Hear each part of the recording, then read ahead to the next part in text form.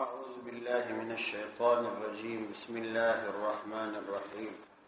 الذين يأكلون الربا لا يقومون إلا كما يقوم الذي يتخبطه الشيطان من المس، ذلك بأنهم قالوا إنما البيع مثل الربا.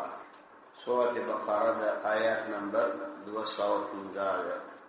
الذين أغكسان يأكلون الربا صدقري لا يقومون اغوی نرا ولاړی الا کما یقوم مگر لهغه څوک چې را ولاړی الذي هغه کس يتخبطه الشیطان چې دیونه کړي شیطان من المس اخلاص لګولو سره. د سود په ارتباط باندې قران کریم کې دا یو مستقل رکوع دا نازله شوی ده. د دې څخه دا معلومیږي چې سود په شریعت کې انتهایی شدید حرام عمل، حتی چې د هیڅ یو ګناه په ارتباط باندې دومره تفصیلی آیاتونه نه را نازل شوي پر یو ځای باندې، لکه څومره چې د سود په ارتباط را نازل شوي او څومره چې پیغمبر علیه السلام په احادیثو کې د دې بدی بیان کړی ده. فکر نه کوم چې د بل شي په ارتباط دې دومره زیات وعدونه فرمایي. د ایمان او د اسلام تقاضا دا ده چې د الله او د الله د رسول د طرفه یو خبر راشي هم هغه کفایت کوي، لیکن کله چې یو خبر ډیره مهمه وي نو شریعت بار بار دا خبري یادونه کوي. نو ځکه دا مسله مفسرینو مخرا تفصیلی راخسته. بیا هغه مفسرینو چې زموږ د زمانه علما دي یا د دې څخه لږ کې هرسي کله چې دا د سود معامله اوس په دنیا کې یو تجارتي او اقتصادي کاروبار بلل شوی او ډېر خلک د دنیا ترقی په دې سود کې وي. د دې لپاره مختلف تدابیر او مختلف ترتیبونه جوړي. نو یو خدای مسله ده چې دا د سود مسله ده. د سود مسله خپل بازار کې څو حیثیت لري. یو ډېر مهم طرف یې دا دی چې کسړی وګوري د یو طرف څخه د سود په ارتباط د قران او حدیث شدید وعیدونه او سزاګانې، او د بل طرف څخه د دنیا د اقتصاد لازمی جز ګرځیدل او د دې څخه د نجات او خلاصون مسله خورا اوږده مسله ده. نو پر دې مسلې باندې په څو حیثیت باندې بحث کول ضروری دي.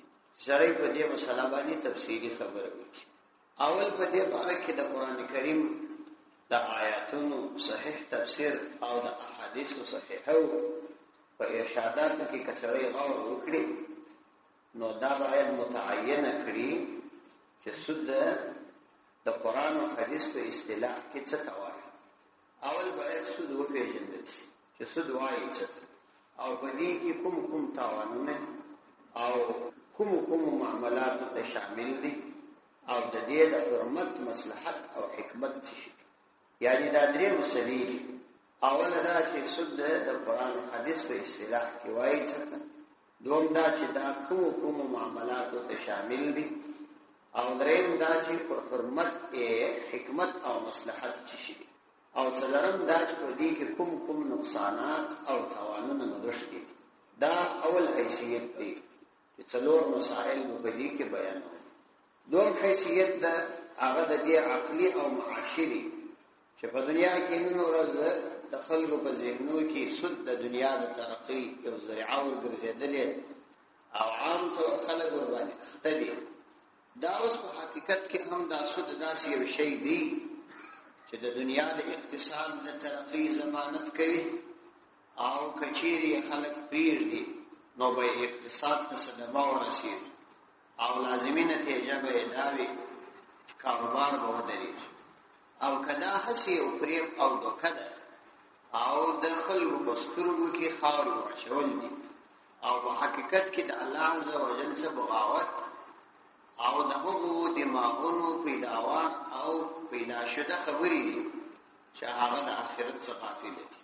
نو دوه مسله ده بلکې کسړی غور وکړي او د دنیا او سنی حالات ته وګوري چې څومره مشکلات په اقتصاد کې نن په نړۍ کې روان دي یا د اشتراکیت د نظام عقیده ده او یا سرمایه‌دارانه نظام دی په دنیا کې د دوه طبقه اوس ژوند کوي او اقتصاد د دوه نظریو پر محور باندې راځي یو د اشتراکیت عقیده او نظریه ده چې دا د بخاري روسیه او کمونیزم عقیده و چې هغوی چاته آزاد اقتصاد او آزاد کاروبار نه پرېښودي بلکې ټول خلک یو د بل سره شریکان ګڼل بلابود سرمایه د چا لپاره منع ګڼل او د دې لپاره افغانستان کې هم په ځینو نظامونو کې څه طرحې وړاندې شوې چې د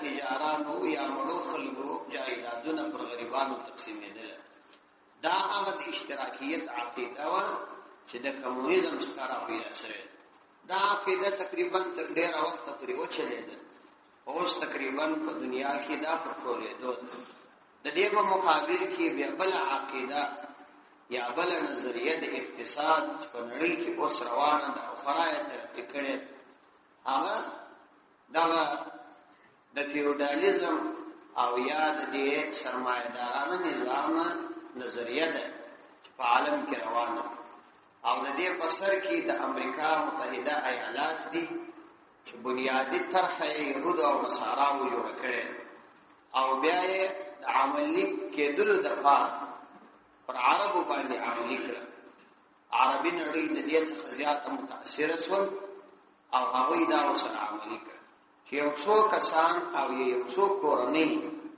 دا راولاړ شي د ټول ملک اقتصاد په لاس کې واړي یعنی دې ملک ته کوم شیان راواردېږي او یا د دې ملک څخه چې کوم شیان صادریږي دا د یو څو خاصو کسانو په لاس کې راشي نو بیا به دوی د خپل خوښه مطابق پر عوامو باندې خرڅي پر عام خلکو باندې یا عامه تجارانو باندې نو دې کې به درې تاوان راځي یو تاوان بداوي چې نظامونه او حکومتونه به دغه څو تجارانو سره متاثر وي کدا تاجران د حکومت ته کوم درخواست ورکړي نو هغه به خامخا مني څو وخت مخکې دا تجربه امریکا کې تکرار شو د امریکا فوج په جنگونو کې د مسلمانانو په مقابله کې ډېر اقتصادي او ذهني ټکرونه خوړلي وو د امریکا سرمایه‌دارانو ته دا خبره وکړل چې تاسو باید د فوج سره کومک وکړئ او ورته ویل چې تاسو پر دغه شیانو باندې چې د عمل تر واردېږي پر دې باندې ټیکس کم کړئ او چې موږ کوم نرخ پرته یږدو په هغه نرخ به خرڅوي نو کوم نرخ چې دی ورته کېښو دی ګټه یو دا وکړه چې دولت ته مالیه لږ کول او ګټه ځان ته زیاته راو دوم تاوان یې دا دی چې په دې وجه باندې به دا څو کسان روزانه سرمایه‌دار کیږي مال او په مال کې به ترقی راځي او دریم تاوان یې دا دی چې یوازې به هغه خلک چې غریبان دي ورځ په ورځ غریبان پاتې کیږي هیڅ کله به بل څوک د تجارت او سرمایه خاوند نشي دا عقیده تقریبا وس او دا نظریه په ټول نړۍ باندې عامه د دې لپاره یو مروجه نوې سیستم د اسلام د دشمنانو لخوا هغه د بانکي سیستم دی چې فعال شوی په دې کې ولو کڅه ګټې دي او نقصانات او تاوانونه یو ډیر ان شاء الله پر دې ورسته ډېرو چې په بانکي سیستم کې چې نن په دنیا کې رواج دی دې سیستم مسلمانانو ته ګټه کړې ده او په تاوان پر دې به تفصیلی ان شاء الله ورسته خبره نو اوله خبره خدا اصل چې دا دوم بحث دی چې آیا دا سود یقیني هم د دنیا د اقتصاد د ترقی ضمانت کوي چې کله سړی پریږ دی نو په دې به د هغه تجارتي کاروبار تباس او یا دا په حقیقت کې د الله عزوجل څخه بغاوت دی او د آخرت څخه د غافل زړونو پیدا شوه خیالات او تصورات بلکې کچېره د سود پریښودل شي نو ټول معاشي مسائل ور باندې حل شي صرف دا نه چې ور باندې حل نشي بلکې په دنیا کې به امن ترقی او اطمینان د سود پر پریښودلو باندې موقوف دا اول بحث دوم بحث دا دی چې یو معاشي مسله ده او اقتصادي مسله ده چې څنګه کولای شي مسلمانان او یا په نړۍ کې داسې یو ترتیب ایجاد کړي چې د هغه ترتیب په ایجادولو باندې په نړۍ کې خلک هر یو خپل کاروبار وکړي او ترقی او اقتصاد هم راشي. پر دې باندې ډېری اصولي او فروعي مسائل بنا دي. کله چې ځینې مسائل ګران وي هغه د سړي د فهم لوړ وي او د قران کریم د تفسیر سره تعلق هم نشته. کوم وخت ان شاء الله هغه هم ز بیان کما. پر دې باندې مولانا محمد تقی عثماني صاحب حفظه الله ډېر تفصیلی بحث کړی دی. په څو کتابو کې پر دې باندې تفصیلی بحث کړی دی. اسلام اور جدید معیشت دا د یو ډېر بهترین کتاب دی. پر دې موضوع لیکلی د پاکستان په مدارسو کې په اومه درجه کې یعنی د وړې دورې طالبانو ته دا کتاب درسیږي. دا ډېر بهترین کتاب دی. کدا عام شي او خلک وایي خصوصا تجار خلک دا غوی د پاره ډېر مفید کتاب دی. نو موږ تاسو به پر دا اوله موضوع باندې بحث وکړو. اوله خبره خود د قران کریم د دې شپږو آیاتونو مختصره تشریح ده. نن به کېدای شي دا مختصره تشریح وکړو سبب نور مسائل بیان. تاسو راوړوي د دې اول آیات. په دې اول آیات کې الله عزوجل درې جملې ذکر کړي. اوله جمله ده الذين يأكلون الربا لا يقومون الا كما يقوم الذي يتخبطه الشيطان من المس. دوما جمله ده ذلك بانهم قالوا انما البيع مثل الربا. او درېمه جمله ده واحل الله البيع وحرم الربا. دا درې جملې دي. ومن جاءه موعظه من ربه فانتهى فله ما سلف. دا څلور جملې دي. وامره الى الله ومن عاد فاولئك اصحاب النار هم فيها خالدون. لا تنزجوا. په دې اوله جمله کې الله تعالی د سودخور انسان سزا بیانوي. دا سودخور انسان به د قیامت په ورځ داسې وي چې دی را ولاړ شي نو په دبا داسې یو حالت وي لکه شیطان چې دی مسکړي یعنی دته جنون او لیونتوب ورپیش او مدهوش او بیهوش وي درک نه ورته معلومیږي. په دې کې اوله خبر دا ده چې د قیامت په ورځ باندې د دې سودخور د پاره دا سزا الله تعالی ټاکلې. حتی چې د یو کافر د پاره چې د آخرت د ورځې څخه عقیده نه لري او د آخرت په ورځ د الله عزوجل په توحید ایمان نه لري دا هغه د پاره هم د قبر څخه راپورته کېدو په وخت کې داسې سزا نه لکه د د پاره چې دا سزا الله تعالی ټاکلې. او الله تعالی په دې کې فرمایي چې یاکلون الربا هغه خلک چې دا ربا یعنی سود خوري. سود چې خوري دلته د فرق خبره راغلې ده. دا یو عربي اصطلاح ده. یوازې په فرق کې سود نه دی بلکې سود په هر کاروبار کې راځي. مثال په توګه په لباس کې په عام کورونو کې مکاناتو کې د فرق په شیانو کې په منقولي او غیر منقولي یعنی هغه شیان چې نقل کیږي او هغه چې نه نقل کیږي لکه مځکه په دې ټولو کې راځي. په د یاکلون الربا کلمه او په استعمال نو یوازې په فرقي شیانو کې د سود نه راځي لکه ځینې کسان چې خیال کوي بلکې دلته یاکلون الربا وایي ځکه ورته وویل چې دا سود داسې یو بده مریضي ده لکه سړی چې خوراک وکړي او بیا دا خوراک دوباره د خولې د خوا دوباره راوتل دا ممکن نه وي. دا رقم په سړی پر ټینګ وموښلي او بیا یې پرېښودل دا ګران کار دی. ممکن نه ده چې بیا دې پرېږدي الا دا چې د یو چا په زړه کې د آخرت بیره او د الله عزوجل د عذاب بیره راشي پر آخرت سي عقیده ولري. نو یاکلون الربا دا عامه خبره ده. خدا د یاکلون کلمه عامه اصطلاح ده. لکه موږ هم په پښتو کې سودی کاروبار چې څوک یې هغه سودخور وایي ولو کې خوري بیا نه مارکیټونه به جوړي نور کارونه به کوي. خدا یو اصطلاح. دوم د آخرت په ورځ د عذاب یادونه وسول چې د عذاب به داسې عذاب. وس یو خبره یا یو سوال دلته دا کېدلی شي چې دا خو ضروري ده چې د عذاب او د جرم تر مابین باید یو مناسبت وي. یعنی یو چا چې جرم کړي او هغه ته سزا ورکول کېږي د دې سزا او د دې جرم تر مابین مناسبت وکړ. هغه څه مناسبت دی؟ نو علما وايي مناسبت ادا دي لکه دا انسان چې سودخوري وایدا په دې دنیا کې حواس نه لري، فکر او سوچ نه لري، بس سهار او ماښام دای په دې فکر کې دی چې څنګه د غیورو کې د ادوی کې او د ادوی د ادری کې، نو په دې کې دای نه جائز لار پرېږدي نه ناجائز، نه د پلار نه د ورور د هیڅ حقوق په دې کې دای نه مراعاتي، بلکې د یو لیونی انسان پر رقم باندې ټول حرکات وي په هر طریقه چې د مال حاصل کی. نو کله چې په دنیا کې د بیهوشي په حالت کې، نو دغه رقم د آخرت په ورځ د عذاب او سزا دغه سید د بیهوشي په حالت کې وي چې دای په دغه حالت مبتلا وي.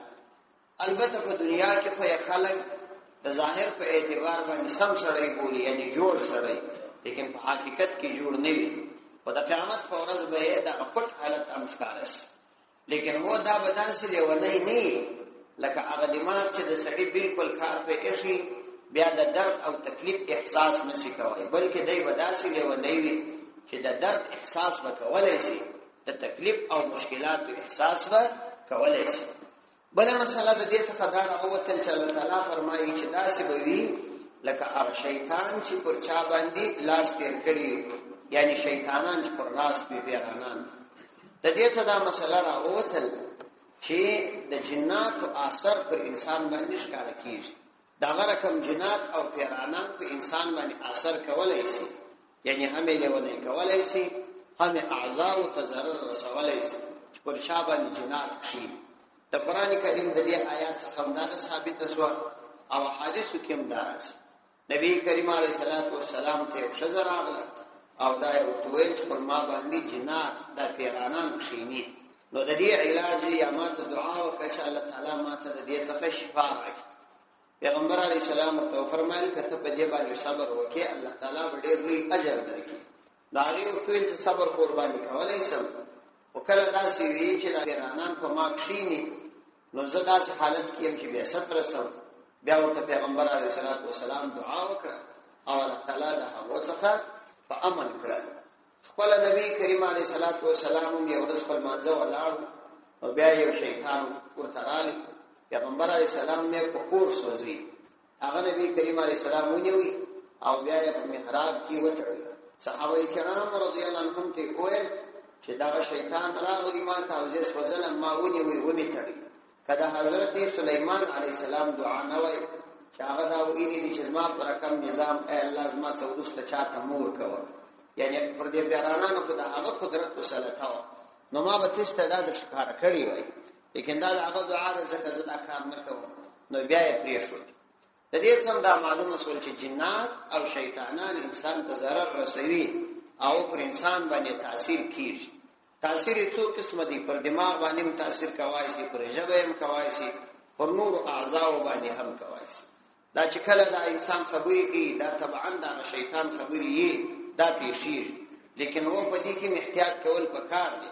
دا خپل ځان ته علائم لري. ځینې کسان اسی ځانونه پر لیونیانو واچي، لیونیان نه وي. یو چا ما ته قصه کوله چې یو کور کې ورشزه و، نو د دې به وای دا عادت روزانه به پیرانانو ولې وای بیا خاوند او ورونو راځستل ماته به چې تعویذ راکړه، هغه د عامل دي دا تعویذونه کوي. نو علماء ورته ویل چې سیدی تعویذونه چې مول ورکه فائدہ یې نه کوي. د عاملینو ته چې د عادت جناتو د دې سره رابطه او ته یو څه نه د علائم او شان معلومي چانه کې دیندار. نو علماء ورته ویل چې تاسو داسې وکړئ، یواره ووزي دا علاج یې زکوم. وای دی چې او تر الله شدي ته نو ویل مال ګوره جوړه روغه شزه دا ځان ما څه ولا رقم چې ځان په پیرانانو باندې اچولې چې پیرانانو نیولې. نو چې څه مطالبه لري هغه مطالبه ما ته وایي زبردستا خاون ته یا دستا ورونو ته وایم چې مطالبه دې در پوره کی، نه هغه ځان ته تکلیف مو ورکاو.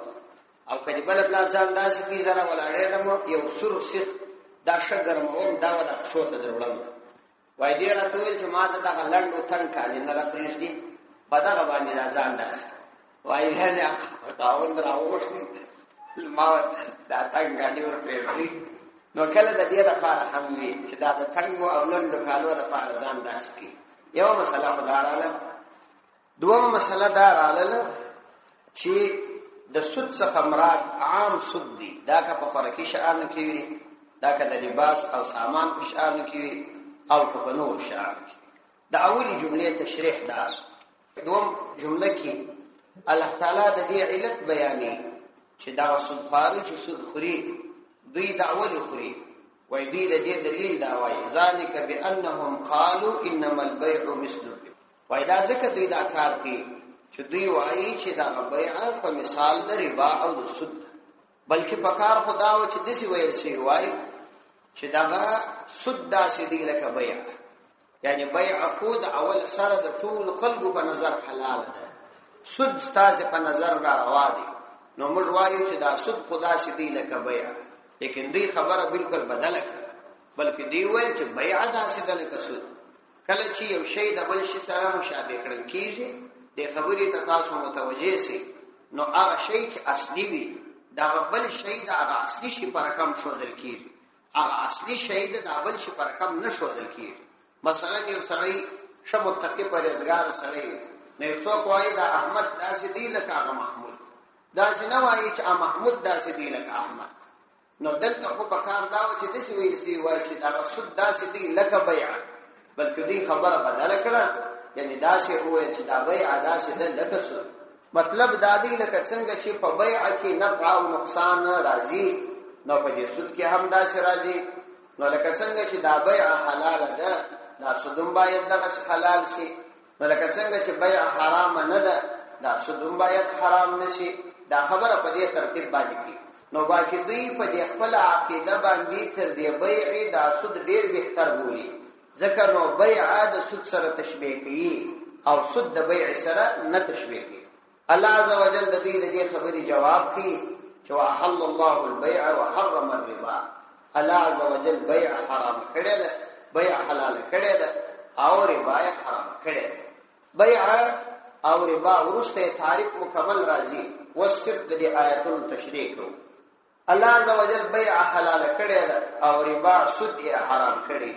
دا چې الله تعالی حلال کړی ده بیع او سود حرام کړی دي، په دې کې الله عز وجل خپل بندگانو ته یو ډیره مهمه خبره وکړه.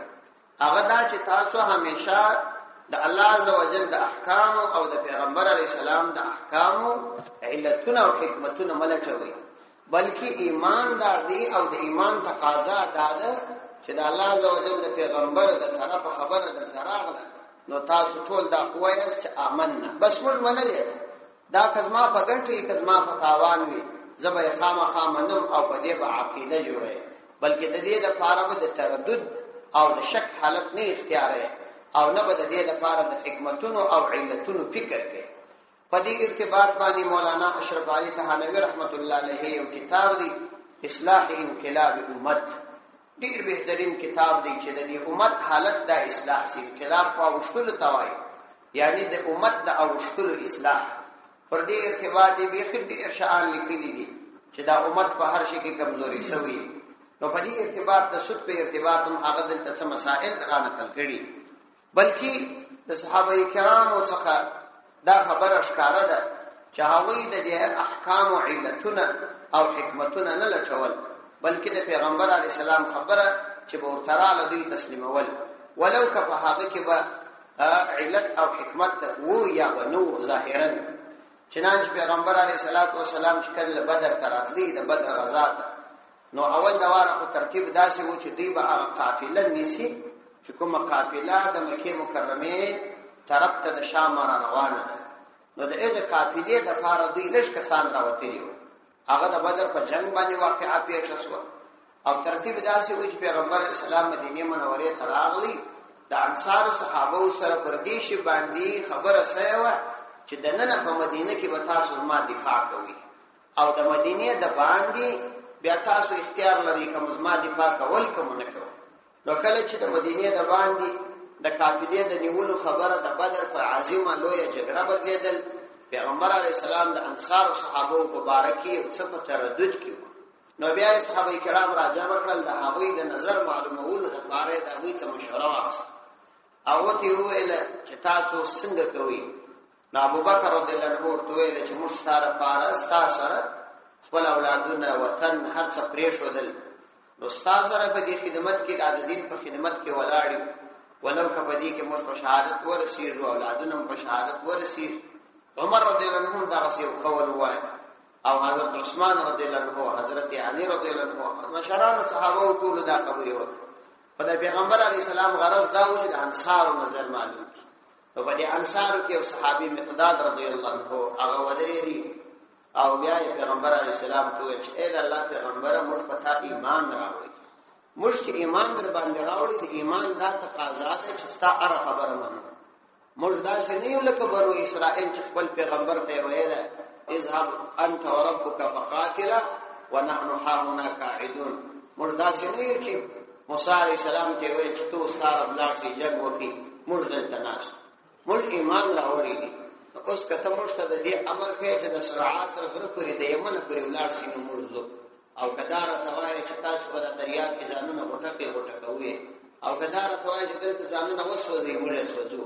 بس ستاره ته امر موږ نو د ایمان تقاضا ده. الله تعالی د توای چې حل الله البيع وحرم الربا. بس دا کافی ده.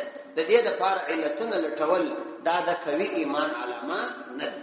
ورسته دا څلورمه جمله کې الله تعالی فرمایي ومن جاءه موعظه من ربه فانتهى فله ما سلف.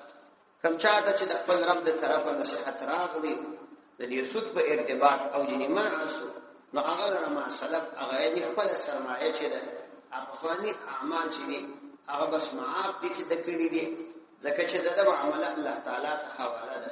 باطن یې د باطنی معاملات الله تعالی سره ده. پر ظاهر باندې موږ دا فیصله کوو چې د باقی په فانی شعار پرې شي. ورسته الله عزوجل د هغه کسانو عذاب یادې چې هغه د سود د عمل څخه نه راګرځي. نو دوم واري بیا سزا بیانې ومن عاد فاولئک اصحاب النار هم فيها خالدون. نو یو سزا په بیان کړه په هغه حالت کې چې د قبر راپورته شي دا حالت وي.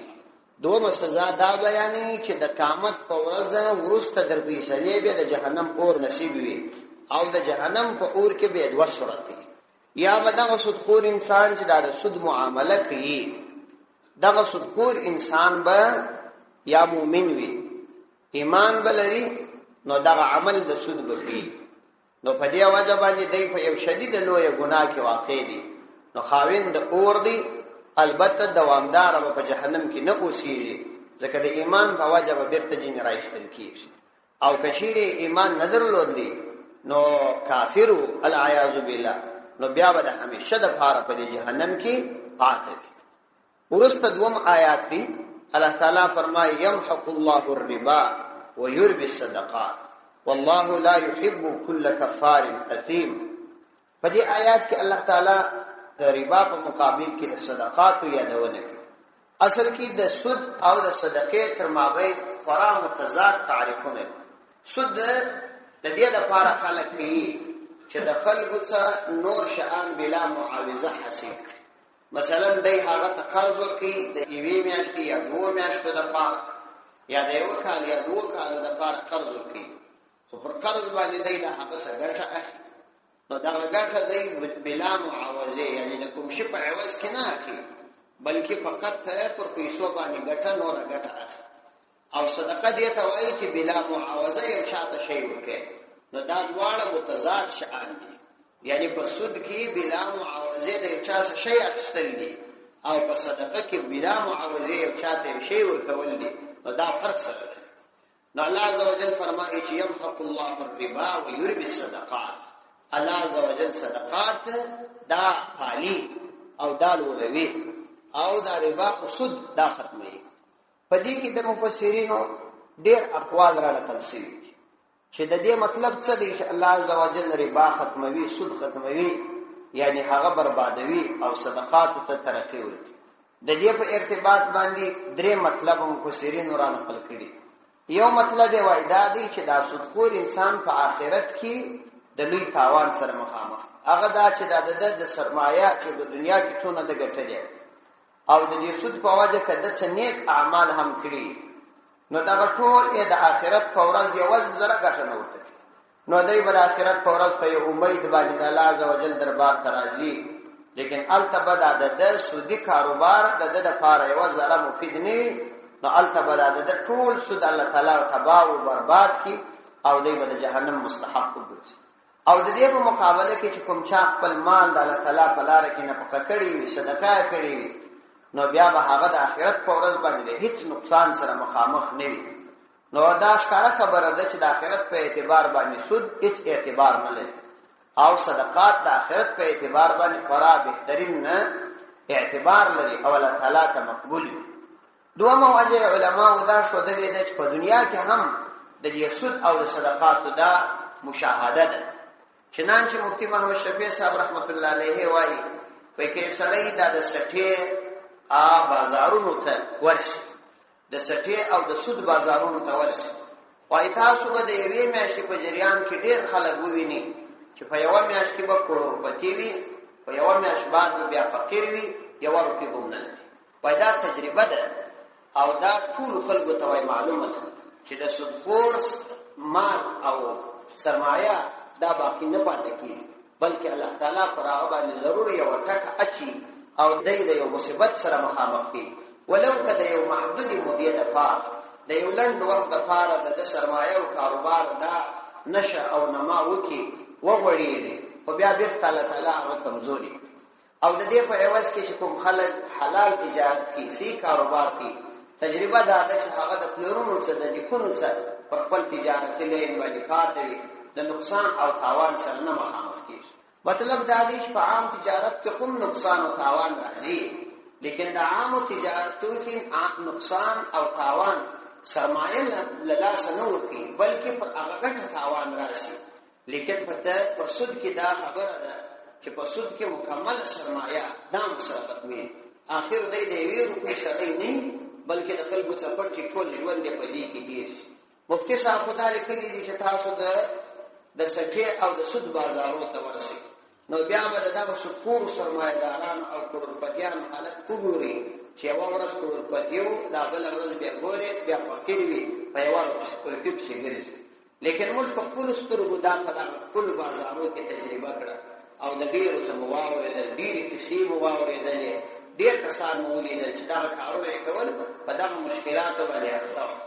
چا ما ته قصه کول د خپلو سترګو لیدلې حال چې دغه د تیلو په بازارو کې داسې سلسله روانه وه چې هغه هواوې سره خرڅېدلې. نو په دې کې داسې یو څوک و چې ډېر تاوان یې کړی، خو دې په څو ورځو کې ډېرې ګټنې وې، په یوه ورځ یې ټوله بایللې. نو وایي داسې یو څوک و چې د کوره سره وتلی و چې په دې تاوان خبر شوی و، موټرسایکل یې چالان کړی و، د کوره څه ول راووتی، موټرسایکل یې په کوڅه کې درولی و، دا یې هېر شوی و، بېرته تللي و کور ته، موټر یې راایستلی، موټر کې را روان شوی و هغه بازار ته، هغه د تیلو علاقې ته، مارکېټ ته چې تیل چیرې پوښترسي. نو هلته چې په موټر کې راغلی و، موټرسایکل ورته یاد شوی و چې موټرسایکل خو دې په کوڅه کې چالان پرېښی دی، هغه دې څه به وکړي. وایي بېرته موټرسایکل ته ورروان شو، موټر یې دلته چالان پسې پرېښودی، په پښو ورروان شو. داسې بېچاره زندګي او اعصاب د لاسه ورکړي. او داسې لا هم پېښه شوې ده چې ډوډۍ یې ورته راوړي، د خوراک شی یې ورته راوړي، د دې پر ځای چې پیسې په تجرۍ کې کول کې هغه ډوډۍ یې ورې کول کړي، پیسې د باندې سمې پاتې. او داسې لا هم پېښه شوې ده چې یو چا دا موږ خپل استاد موږ ته قصه کوله چې زما یاد دي چې یو کس دغسې په دې کاروبار اخته و او په دې کې انتهایي زیات منهمک ورننوتلي و.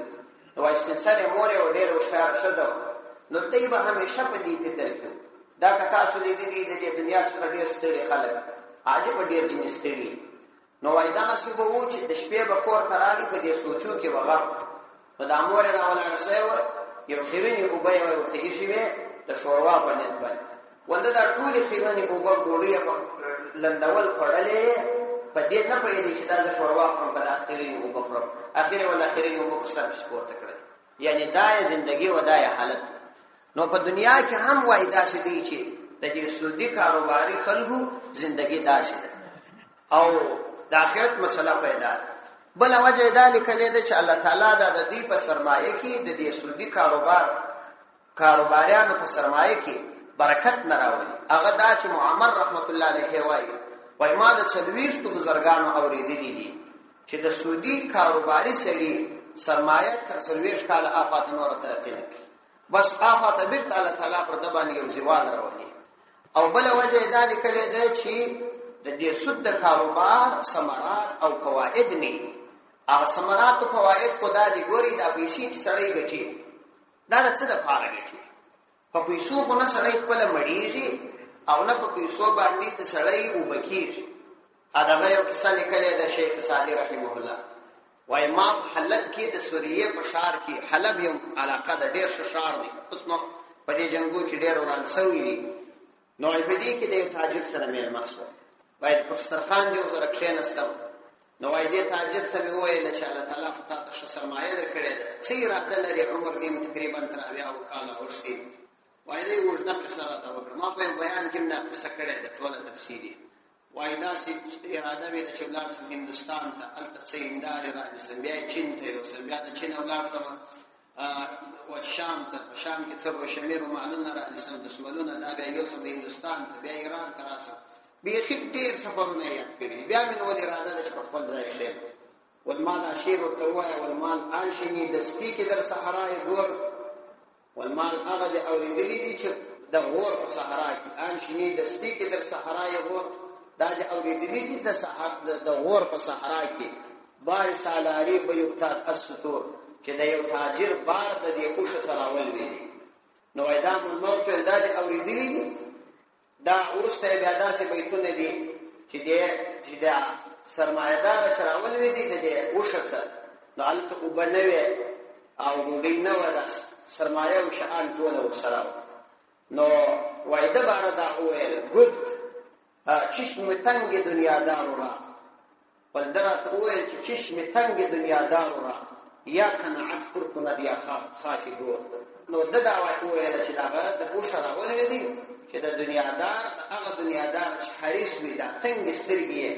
یا قناعت ورډکی او یا د ګور خاوري ورډکی بل شي نسی ورډکواله نو بل دا وی چې دا پیسې و دا شان دا اسباب راحت دي دا نفس راحت نه دي ګوري دا حق سره دی یو راحت دي یو اسباب د راحت دي اسباب د راحت دا په مارکیټونو کې خرڅيږي دا مارکیټونه تجارتي مارکیټونه چې دي په دې کې د اسباب راحت خرڅيږي د مثال په توګه شته خوب کټونه یې شته خوب د پاره پنکی وي ایر کنډیشنان وي بهترین لباسونه وي دا ټول اسباب د راحت په دې پیسو باندې اسباب د راحت رانیول کیږي سړی دغه د پاره رانیسي چې د خپل ژوندۍ په اوسار کې په آرام نه کی نو د سعودي کاروباري سړی په سرمایه کې برکات نه وي هغه په دې وجه چې الله تعالی د دې توفیق نه ورکړي چې دای د خپل پیسې پر داسې شي مصرف کې چې د ځانم په وسات بیا کبیر فرض دی د پیسې پر داسې شي مصرف کې ځان د بنگلم په جوړه کې شبه ترینه ژوندۍ ظاهري برابر کې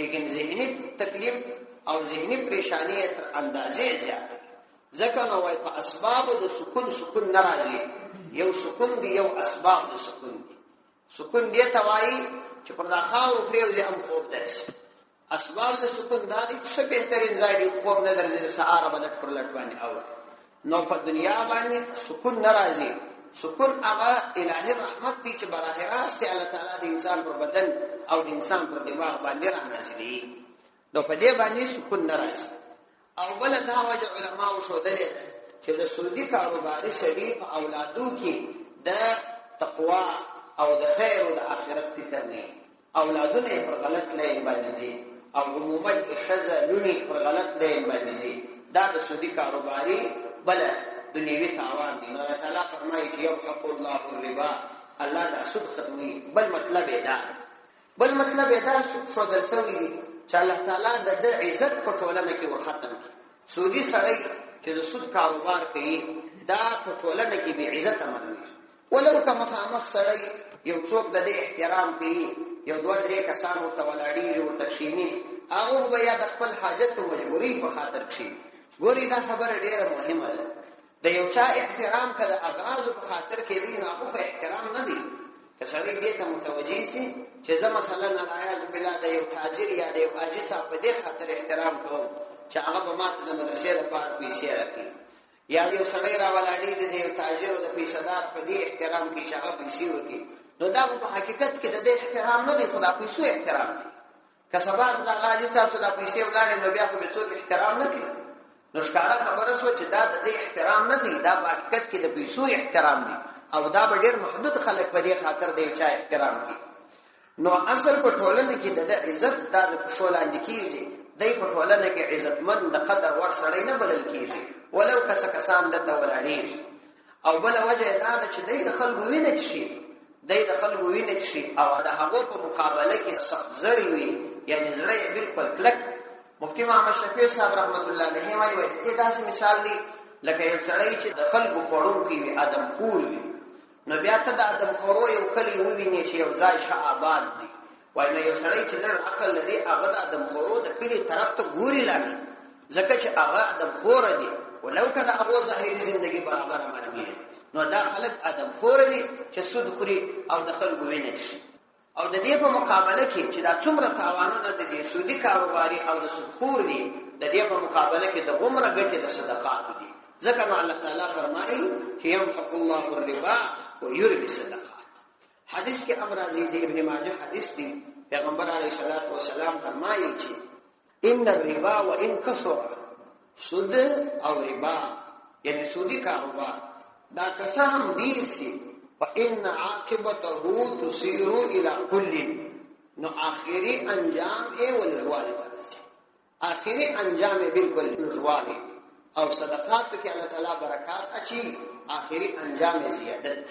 د دې څورست الله تعالی فرمایي والله لا يحب كل كفار اثيم، الله عز وجل دا هغه سره محبت نه کوي د هر کافر سره او هر ګناهګار سره.